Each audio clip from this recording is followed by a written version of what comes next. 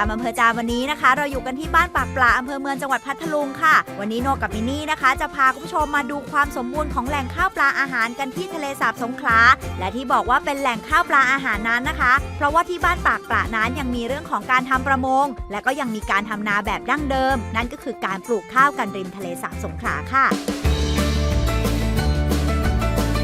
ตอนนี้นะคะมินนี่กับพี่โนเนี่ยก็อยู่ที่นาข้าวหรือว่านาริมเลของคนพัทลุงที่บอกเอาไว้ว่าไม่เหมือนที่อื่นก็คือเขาอยู่ริมทะเลสาบเลยนะคะนี่แล้วก็ตอนนี้นี่คือข้าวสุกออกรวงสวยสีเหลืองทองเต็มเลยนะคะออกมากับชาวบ้านนี่มาช่วยกันเยอะมาก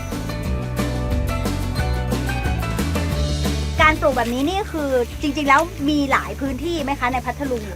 ในจังหวัดพัทลุงมีพื้นที่เดียวนะครับที่ตำบลลำปำอำเภอเมืองจังหวัดพัทลุงพิกัดอยู่ที่หมู่ที่8แล้วก็หมู่11นะครับมีพื้นที่ทั้งหมด63ไร่นะครับค่ะคือถึงแม้ว่าตรงบริเวณอื่นที่เขาติดทะเลสาบเหมือนกันนี่ก็คือทำไม่ได้ทำไม่ได้ครับเพราะว่าเขาไม่มีโคลนดินที่เหมือนเป็นสโลปเลนอยู่อย่างนี้ที่อื่นก็จะเป็นแบบหน้าผาดินเป็นฉากนะครับว่าดินข้างล่างแข็งไม่สามารถดำนาได้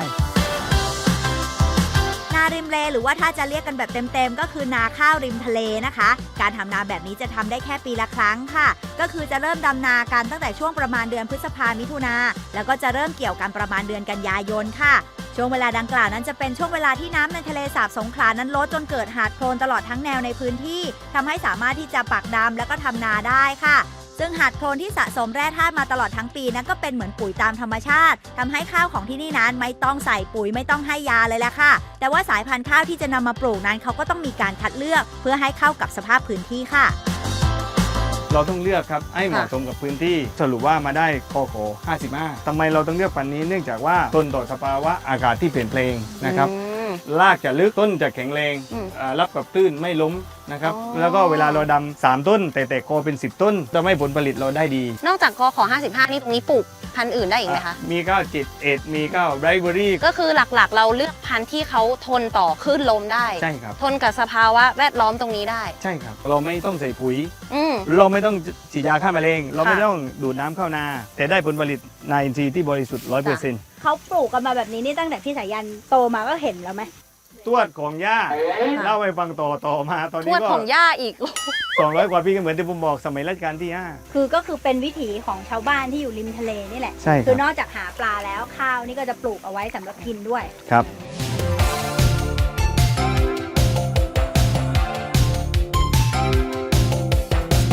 แล้วก็วิธีการเกี่ยวของที่นี่นะคะเขาก็คือจะใช้เป็นแกะเมื่อกี้แม่สอนหนูใช้แกะเกี่ยวข้าวนะคะต้องทำมืออย่างนี้ก่อนปึ๊บแล้วก็ปึ๊บจับอย่างนี้นะคะตรงนี้เราก็หนีบต้นข้าวเอาไว้นี่แล้วเอามือสอดเข้าไป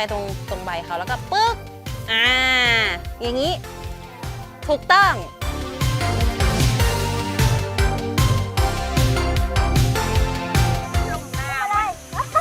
คือเขาจะมัดไว้แล้วเพื่อที่จะเอาไปตากแต่ตอนนี้คือพี่โน้คือตากบนหัวแล้วเรียบร้อยไม่ใช่พี่คนเดียวแม่เขาก็ทำกันด้วยความที่พื้นมันเป็นน้ำข้างล่างค่ะเราออกมาอยู่ไกลเนาะกว่าจะมัดกว่าจะเดินเข้าไปตากข้างในก็เลยแตะไว้บนหัวเลยแต่ตอนนี้รู้สึกหัวหนักมากมันหนักนะเนี่ยและบนหัวเรานี่คือ2 กิโลนะคะประมาณแม่บอกข้าวที่เราเกี่ยวเอาไว้แล้วนะคะเขาจะตากทิ้งไว้เพื่อไล่ความชื้นก่อนที่จะนำไปสีค่ะแต่ละบ้านที่ยังทำนาริมเลแบบนี้นะคะนอกจากจะปลูกข้าวแล้วก็เก็บเอาไว้กินแล้วเนี่ยเขาก็จะมีการแบ่งขายด้วยอย่างนาที่โนกับมินนี่มาช่วยแม่เขาเกี่ยวข้าวกันนี้นะคะเป็นแปลงนาอนุรักษ์ค่ะซึ่งนักท่องเที่ยวรวมไปถึงคนที่สนใจสามารถที่จะเข้ามาเรียนรู้ได้ในเรื่องของการทำนาริมทะเลสาบสงขลานะคะนอกจากนี้ข้าวเองก็ยังมีจำหน่ายให้กับผู้ที่สนใจด้วยซึ่งก็มีทั้งข้าวกล้องแล้วก็ข้าวขาวค่ะซึ่งสำหรับใครที่อยากจะลองชิมข้าวที่ปลูกริมทะเลสาบสงขลาแบบนี้นะคะก็สามารถที่จะสั่งซื้อได้กับทางชาวบ้านที่บ้านปากปลาอำเภอเมืองจังหวัดพัทลุงค่ะ